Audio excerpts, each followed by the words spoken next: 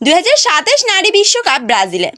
দক্ষিণ আমেরিকার প্রথম দেশ হিসেবে ফিফা নারী বিশ্বকাপ আয়োজন করেছে ব্রাজিল। আজ মেতে 2027 ফিফা বিশ্বকাপের আয়োজক হিসেবে ব্রাজিলের নাম ঘোষণা করেছে ফিফা।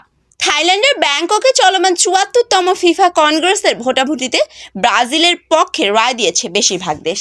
2027 বিশ্বকাপ আয়োজনের লড়াইয়ে ব্রাজিলের প্রতিদ্বন্দ্বী ছিল বেলজিয়াম, নেদারল্যান্ডস ও জার্মানির সমন্বয়ে গঠিত জোট বিএনজি। ভোটাভুটিতে ব্রাজিল পেয়েছে 119 ভোট, বিএনজি 78। বাংলাদেশ সহ দক্ষিণ এশিয়ার সবকটি দেশ ব্রাজিলের পক্ষে ভোট দিয়েছে। 1991 সালে নারী বিশ্বকাপ শুরু হওয়ার পর থেকে 2023 সাল পর্যন্ত হয়েছে 9টি আসর। এর মধ্যে 3টি করা হয়েছে ইউরোপ ও উত্তর আমেরিকায়, এশিয়ায় 2টি, ওশেনিয়ায় 1টি। ব্রাজিল 2014 সালে ছেলেদের ফিফা বিশ্বকাপ আয়োজন করেছিল।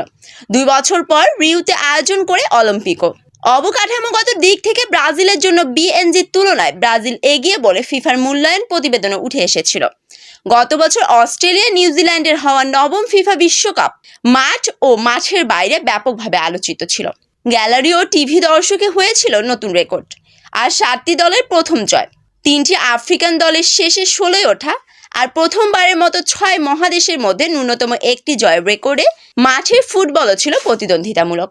2023-এর মতো 2027 সালেও বিশ্বকাপে খেলবে 32 দল।